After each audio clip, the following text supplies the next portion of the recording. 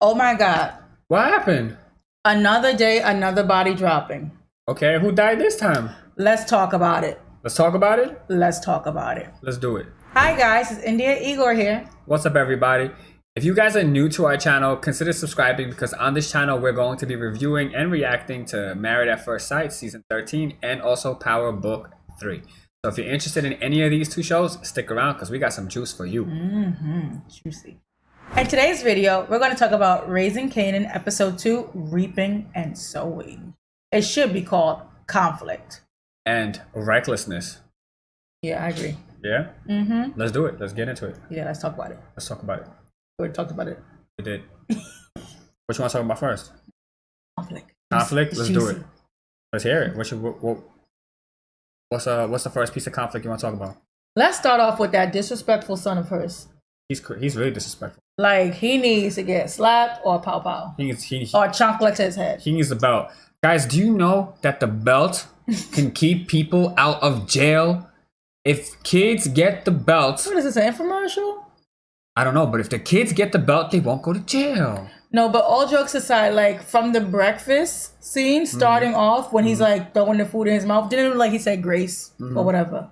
Yeah. He like just is not listening to her. Nah, she even said it herself. You Like, hear me, but you're not listening. He's not listening to her. Then he goes outside. She's literally like, keep your eyes open. Homeboy is looking. What was he even looking He's at? looking at the ground or something like that. Like he's like, I don't know. He's over here distracted by a butterfly. I don't know. But then like she has to like drive him to school like a kindergartner, put him in a stash house, and even then trying to get him secure and safe. He's over here going to explore the explorer, looking in basements and locked doors. Like, The door is locked for a reason, bro. I just feel like that he's being counterproductive to his own safety.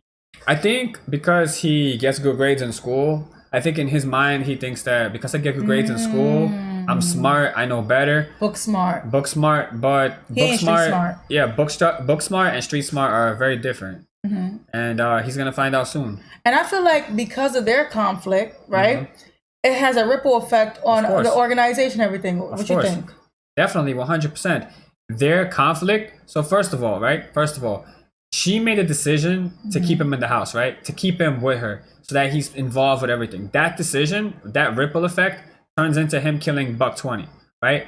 Now she has to backpedal and try to, smooth things out with Unique, and their house is being shot at, So actions by her are then going back on actions on him, and together their combined actions having major ripple effects. For example, the fight in the school With Davina. Davina, she's fighting harder now. Maybe she would have fought earlier too because the man was cheating, but she's fighting harder to defend the dead man's honor, And Kanan got to see for himself that is a consequence of one of his direct actions.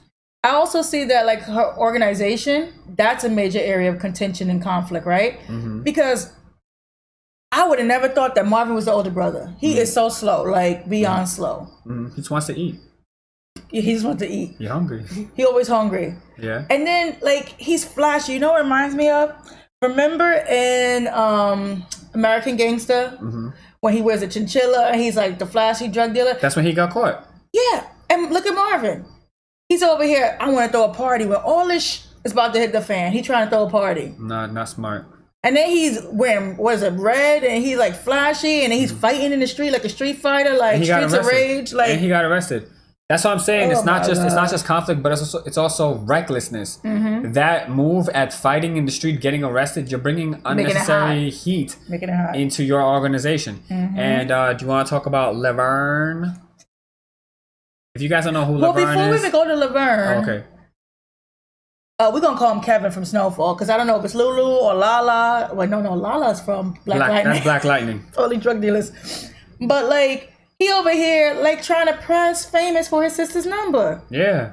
And he wasn't getting the hint. Like, he wasn't getting the hint. Like, he wanted to keep his family away from that, That's a good move. Keep the family separate from the, But, like, he's focused on that. And, like, and then Raquel or Rock... She's over here with baby Robert Moses, or I'm going to call him Dictionary Encyclopedia. Who I think might be a cop. What do you guys think? Is he a cop? Do you think he's a cop? I think he might be a cop. She's saying that he's not a cop because, he just works in the bartending and she came to him. But sometimes people are staged, right? Like sometimes That's true. people are staged in positions that people frequently go to because Facts. they use that bar, right? That's where they saw him. They use that bar as a place to do business, and they might have placed him there to, scope it out. And she just happened to walk up to him. Yeah, true. But back to your girl Laverne. I don't know why they named this child Laverne. I was like, jukebox is Laverne. I was like, Laverne's like an old lady who like carried like the money in her bosoms. And then I don't know what her lover's name is, but we're gonna call her Shirley. You know about Laverne and Shirley? Yeah, what about him? The TV show? Why you say yeah? Because you said Laverne. Laverne is jukebox.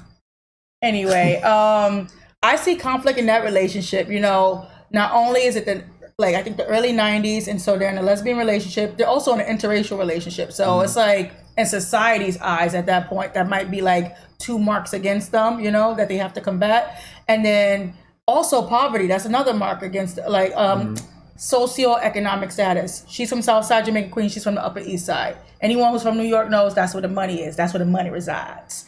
So there's going to be conflict. I can see Shirley, that's what we're going to call her now. Shirley's parents finding out because they were all in the street smooching. So what if someone saw, and go back and tell Shirley's father? So that might be some conflict too. So that's kind of reckless too. Like there's a lot of reckless actions that are going to bring unnecessary heat to the family, to the organization. And it just kind of seems like in this episode, everybody's kind of doing for themselves. Doing their own thing. Yeah, we got Jukebox doing her own thing. We got the mom doing her own thing, trying to smooch it down with some guy. She don't even know. No, she's doing more than smooch. She's sex. Yeah, she wasn't even she didn't even vet the dude yet to see if he's a cop or not. That's true. She's just automatically trusting him. And in this world, how can you trust anybody? I know what the name Symphony, that's a little suspect. Like, why he named Symphony? Yeah, so we got that. And then, what else? What was that? What else? Oh, and then the older brother fighting, getting arrested. That is hella reckless. Yeah, and I also see conflict with the detective, right? Oh, yeah. Because they showed him a little bit more this episode, and I don't know his detective name, but Omar Epps, that's who we're talking about. Yeah. The character Omar Epps plays.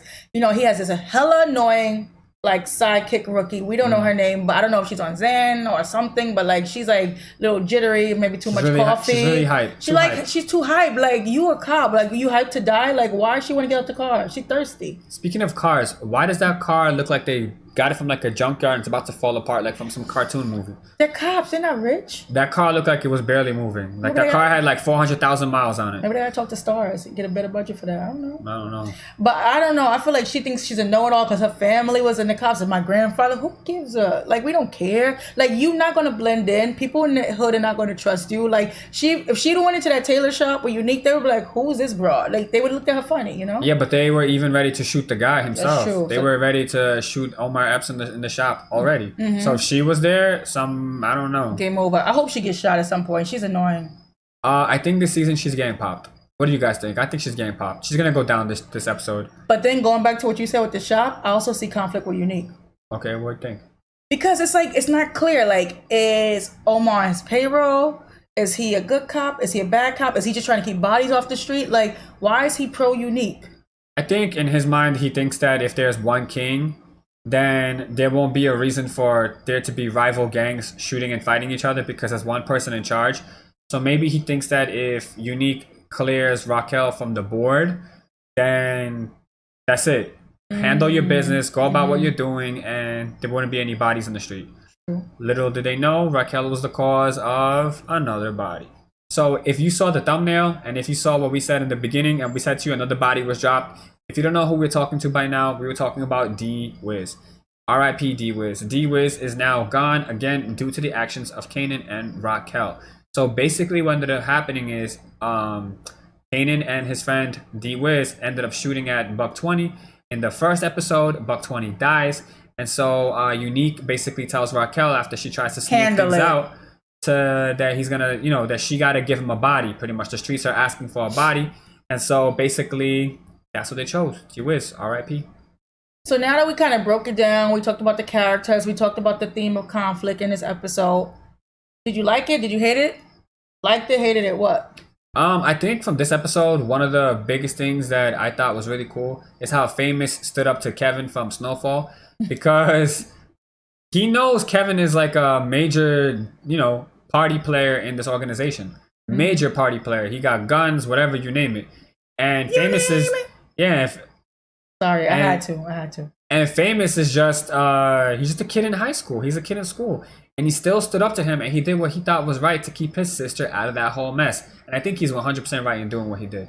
Yeah, I agree. He got to be respectful, but he also got to be for his family. And he might know what kind of man he is, you know? Yeah, he tried in a nice way to keep telling him, no, no, no. And he just kept going. Yeah. If I was to say what I liked about this episode, I like that I know there's going to be some juicy stuff coming down the line because guess what we forgot to talk about? What happened? Jukebox saw D-Wiz, right? Mm-hmm. Yeah, she did. She saw him. When she got off that Q10, she saw him go into the car with her uncle. Mm-hmm. So she knows he was the last person to be seen. So that's going to be some problems in the future. And that's going to make them maybe investigate or dig or cause conflict within the family and organization. And, you know, Kanan don't listen. He's already not listening to the mom. Yeah. But I just don't understand. Like, why is it that Raquel has all these questionable decisions? She's over there. We didn't even talk about how she left the house. She told Kanan to be safe. People are after you. What if they did a home invasion and ran up on him? She didn't that moment. Yeah, she had no escort to make sure that she's safe. That he's safe. She had no guards in the house posted up to make sure that Kanan's safe. I don't know. It's kind of just like as we said earlier in this episode, everybody's kind of doing their own thing. And if you're playing a game of chess, one piece needs to watch, another piece is back. And it just kind of seems here that that's not happening. So honestly, I think this organization is going to fall apart very, very soon. And I don't know. How many episodes in you think? Usually starts getting juicy, like KFC juicy around like episode 5 of shows. So you're thinking like that's 3 like more? The climax of it. You're thinking 3 more episodes, Raquel's going to lose the organization? They introduce us to the characters and then everything starts to fall apart. Episode 5, guys. We're making our predictions. Raquel's organization. Episode 5. But we have a question for you guys. Mm-hmm. Do you think that Rock could have avoided killing D-Wiz? What do you guys think? Let us know. Do you think it could have been avoided? Because she have alternative? I feel like she just keeps giving concessions and keeps just accommodating and bending over for Unique and them. I think she keeps giving, and she keeps losing. She's lost territory, which means she's losing money. She's lost D-Wiz, which is her son's best friend. Once money is down, you got no soldiers. No soldiers to protect you. It's a wrap. Money, power, respect. And also, who do you think is next to go? Because this is Rangers and Kanan, so someone's going to die. I think it's the rookie cop. Either she's going to die or she's going to shoot Omar Epps. Oh, no. I don't see him leaving. You don't think he's going to leave? No, he's a famous actor. He ain't leaving that early. He probably signed on for like the whole show. He want that check. Yeah. He want that check. All right, guys, and this concludes our episode. And so if you enjoyed this content, don't forget to like, comment, and subscribe. YouTube is going to tell you what you should watch next somewhere up here. And if you enjoyed the content, be sure to click that and see what's up. And we'll see you in the next one. Bye, guys. Peace.